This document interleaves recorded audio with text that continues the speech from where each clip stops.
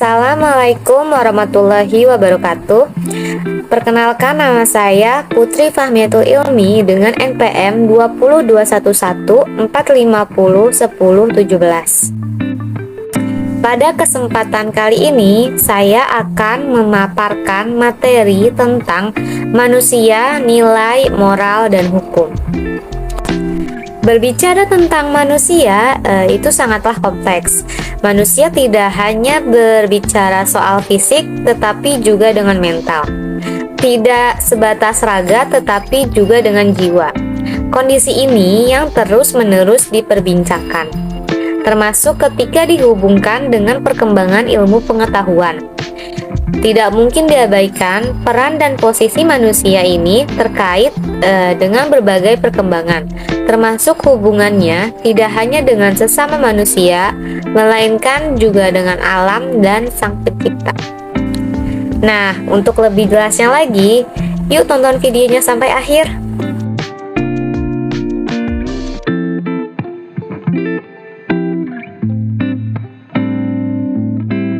Kehidupan manusia tidak dapat dipisahkan dengan nilai, moral, dan hukum. Pendidikan nilai yang mengarah kepada pembentukan moral yang sesuai dengan norma kebenaran menjadi sesuatu yang esensial bagi pengembangan manusia yang utuh dalam konteks sosial. Nilai-nilai menjadi landasan yang sangat penting dalam mengatur semua perilaku manusia. Nilai ini menjadi sumber kekuatan dalam menegakkan suatu ketertiban dan keteraturan. Demikian hal dengan moral, sebagai landasan perilaku manusia yang menjadikan kehidupan berjalan dalam norma-norma kehidupan yang humanis dan religius. Kekuatan hukum menjadi kontrol dalam mengatur keadilan akan hak dan kewajiban setiap manusia dalam menjalankan peran-peran penting bagi kehidupan manusia. Peran nilai, moral, maupun hukum menjadi bagian penting bagi proses pembentukan karakter suatu bangsa. Hakikat nilai. Kata nilai dalam bahasa Inggris disebut value, sedangkan dalam bahasa Latin disebut valery. Secara bahasa, nilai dapat diartikan sebagai harga, namun lebih dari itu. Definisi nilai bisa dijabarkan lebih luas dan berkaitan dengan sesuatu yang berharga dalam kehidupan manusia. Dengan demikian, nilai dapat diartikan sebagai sifat atau kualitas dari sesuatu yang bermanfaat bagi kehidupan manusia, baik lahir maupun batin. Bagi manusia, nilai dijadikan sebagai landasan, alasan, atau motivasi dalam bersikap dan bertingkah laku, baik disadari maupun tidak. Sejalan dengan definisi nilai, maka yang dimaksud dengan hakikat adalah berupa norma, etika, peraturan, undang-undang, adat, kebiasaan, aturan agama, dan rujukan lainnya yang memiliki harga dan dirasakan berharga bagi seseorang. Nilai bersifat abstrak, berada di balik fakta, memunculkan tindakan, terdapat dalam moral seseorang, muncul sebagai ujung proses psikologis dan berkembang ke arah yang lebih kompleks. Selanjutnya, pengertian nilai menurut para ahli. Yang pertama, menurut Sprenger. Menurut Sprenger, nilai adalah suatu tatanan yang dijadikan panduan oleh individu untuk menimbang dan memilih alternatif keputusan dalam situasi sosial tertentu. Yang kedua, menurut Horrocks. Menurut Horrocks, nilai adalah sesuatu yang memungkinkan individu atau kelompok sosial membuat keputusan mengenai apa yang ingin dicapai atau sebagai sesuatu yang dibutuhkan. Dan yang terakhir, menurut Anthony Giddens. Menurutnya, nilai merupakan sesuatu gagasan yang dimiliki seseorang maupun kelompok mengenai apa yang layak, apa yang dikehendaki, serta apa yang baik dan buruk. Macam-macam nilai. Yang pertama, ada nilai sosial. Pengertian dari nilai sosial ialah merupakan suatu konsep yang dianut masyarakat tentang apa yang dianggap baik dan buruk. Nilai sosial ini terbentuk akibat kesepakatan dari setiap individu di masyarakat. Hal tersebut mengakibatkan nilai sosial dalam suatu kelompok masyarakat satu berbeda dengan kelompok masyarakat lainnya. Salah satu contoh dari nilai sosial yaitu orang tua yang mengajarkan anaknya bersikap sopan santun. Yang kedua ada nilai agama. Nilai agama sendiri adalah nilai-nilai kerohanian yang tertinggi, sifatnya mutlak dan abadi serta bersumber pada kepercayaan dan keyakinan manusia. Contohnya adalah seseorang yang mengerjakan perintah agamanya seperti sholat yang dilaksanakan oleh umat muslim. Yang selanjutnya adalah nilai ekonomi. Secara umum, nilai ekonomi didefinisikan sebagai pengukuran jumlah maksimum seseorang ingin mengorbankan barang dan jasa untuk memperoleh barang dan jasa lainnya. Nilai ekonomis bisa disebut juga sebagai konsep yang berasal dari analisis tentang bagaimana konsumen memilih dalam beberapa artikel yang dimana ia akan menginvestasikan sumber dayanya yang terbatas, mengelola untuk memuaskan hanya beberapa kebutuhan berganda dan berusaha memaksimalkan kesejahteraannya. Tidak ada rumus matematis yang tepat untuk menentukan nilai ekonomi suatu barang atau jasa karena itu mencakup karakteristik berwujud dan tidak berwujud dari suatu produk. Selanjutnya, nilai moral. Nilai moral adalah rangkaian nilai tentang berbagai macam perilaku yang harus dipatuhi. Moral adalah ajaran tentang baik atau buruk perbuatan dan kelakuan, akhlak, kewajiban, dan sebagainya. Menurut KBBI, moral adalah baik buruk yang diterima umum mengenai perbuatan, sikap, kewajiban, dan sebagainya. Contoh dari nilai moral yaitu membuang sampah pada tempatnya dan menjaga kebersihan. Yang kelima adalah nilai kebudayaan. Nilai-nilai budaya adalah sesuatu yang berbentuk nilai yang telah tertanam dan disepakati oleh masyarakat berupa kebiasaan sebagai bentuk perilaku dan tanggapan terhadap sesuatu keadaan sesudah atau sebelum terjadi. Contoh dari nilai kebudayaan yaitu adat istiadat perkawinan, adat istiadat cara berpakaian, kesenian tradisional, dan upacara adat. Dan yang terakhir adalah nilai seni. Nilai seni ialah segala nilai-nilai keindahan yang terdapat dalam suatu karya seni rupa, baik seni rupa murni maupun seni rupa terapan. Prinsip nilai-nilai keindahan karya seni mencakup 4 bagian pokok, yaitu kesatuan, keselarasan, keseimbangan, dan kontras. Fungsi nilai sosial dalam masyarakat. Secara umum, nilai sosial memiliki beberapa macam fungsi, antara lain yaitu sebagai berikut. Mampu menyumbangkan seperangkat alat untuk menetapkan harga sosial dalam suatu kelompok, mampu mengarahkan masyarakat untuk berpikir dan bertingkah laku, sebagai penentu dalam memenuhi suatu peran sosial manusia. Selanjutnya adalah moral. Definisi dari moral ialah akhlak, etika, atau susila, dalam bahasa Latin moralitas, dan dalam bahasa Arab akhlak. Adalah istilah manusia menyebut ke manusia lainnya dalam tindakan yang memiliki nilai positif. Sedangkan menurut J. Douma, moral adalah segala kesusilaan yang berlaku. Dapat dikatakan, moral adalah perbuatan atau tingkah laku atau ucapan seseorang dalam berinteraksi dengan manusia apabila yang dilakukan seseorang itu sesuai dengan nilai rasa yang berlaku di masyarakat tersebut dan dapat diterima serta menyenangkan lingkungan masyarakatnya.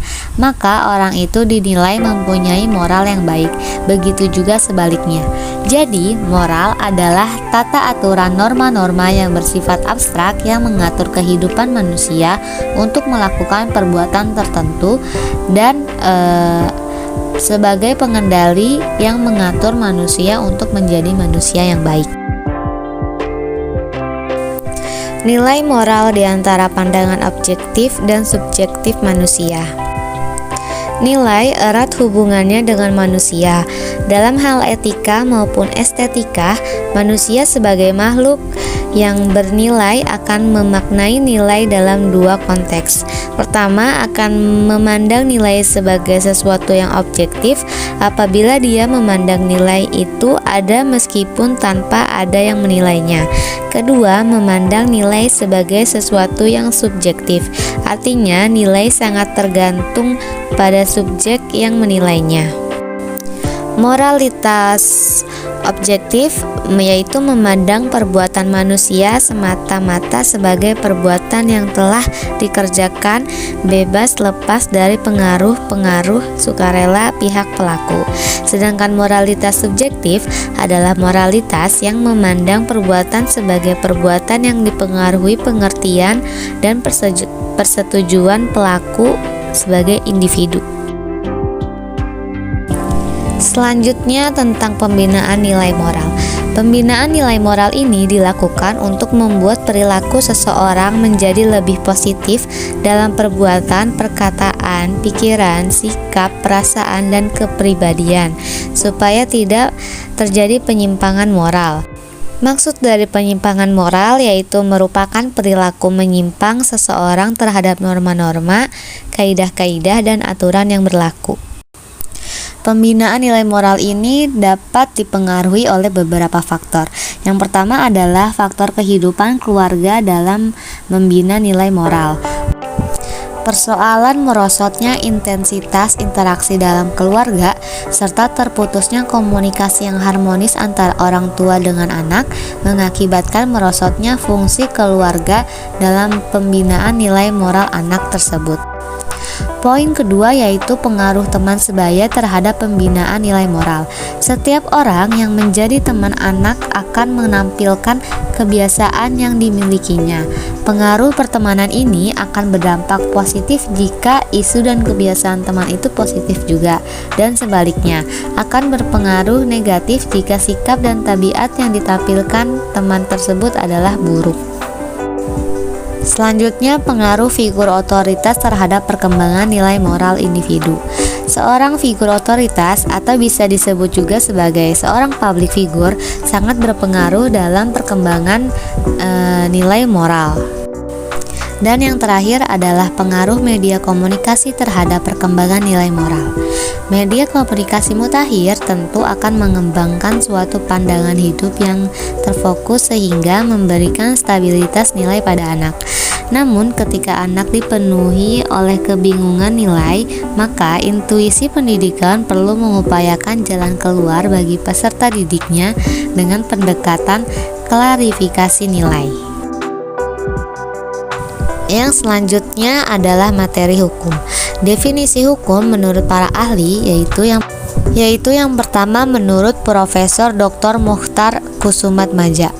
Menurutnya, hukum adalah sebuah kaidah dan asas yang mengatur pergaulan hidup dalam masyarakat, di mana tujuannya untuk memelihara ketertiban yang dilaksanakan melalui berbagai lembaga dan proses guna mewujudkan berlakunya kaidah sebagai suatu kenyataan dalam masyarakat.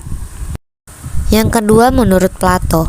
Menurut Plato, hukum adalah seperangkat peraturan-peraturan yang tersusun dengan baik dan teratur di mana sifatnya mengikat baik terhadap hakim maupun masyarakat. Dan yang terakhir, menurut J.C.T. Simorangkir. Menurutnya, hukum adalah segala peraturan yang bersifat memaksa dan menentukan segala tingkah laku manusia dalam masyarakat yang dibuat oleh suatu lembaga yang berwenang.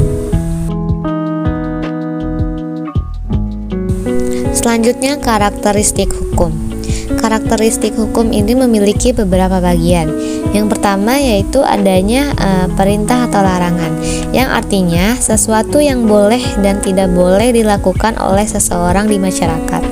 Kedua yaitu karakteristiknya adalah sifatnya memaksa, artinya setiap individu wajib mematuhi suatu hukum yang berlaku tanpa ada pengecualian. Dan yang terakhir terdapat sanksi, yaitu hukuman yang diberikan kepada pihak-pihak yang melanggar hukum sesuai dengan ketentuan yang telah diberlakukan. Selanjutnya, jenis dan fungsi hukum. Yang pertama, jenis-jenis hukum. Jenis-jenis hukum itu ada hukum adat, hukum publik, hukum privat, hukum positif atau ius constitutum, dan hukum pidana. Yang kedua adalah fungsi hukum. Fungsi hukum ini yaitu untuk mengatur interaksi manusia di dalam masyarakat, memberikan jaminan keamanan, kenyamanan, dan kebahagiaan bagi setiap anggota masyarakat, dan yang terakhir yaitu mengupayakan kemakmuran bagi seluruh masyarakat. Kesimpulan dari materi yang telah dijelaskan yaitu dapat dikatakan manusia dalam kehidupannya tidak terlepas dari sejumlah nilai yang mengaturnya, sehingga manusia tersebut harus tunduk dan patuh terhadap nilai-nilai bersama tersebut. Apabila manusia melanggarnya, maka manusia tersebut akan terkucilkan dari kehidupan masyarakat yang ada di sekitarnya. Dan selanjutnya, manusia dalam kehidupannya tidak terlepas dari sejumlah aturan yang mengatur agar tercipta ketertiban dalam kehidupan bermasyarakat, berbangsa, dan bernegara. Dalam hal ini, hukum berfungsi untuk mengatur kehidupan manusia agar tertib. Hukum berfungsi untuk mewujudkan ketertiban dalam masyarakat sehingga terwujudnya kehidupan manusia yang harmonis. Namun demikian, dalam penerapan hukum tidak boleh terlepas dari sejumlah nilai-nilai yang dijunjung tinggi oleh masyarakat terkait dengan keadilan hukum. Dan selanjutnya, manusia, nilai, moral, dan hukum adalah suatu hal yang saling berkaitan dan saling menunjang. Sebagai warga negara, kita perlu mempelajari, menghayati, dan melaksanakan dengan ikhlas mengenai nilai, moral, dan hukum agar terjadi keselarasan dan keharmonisan dalam kehidupan.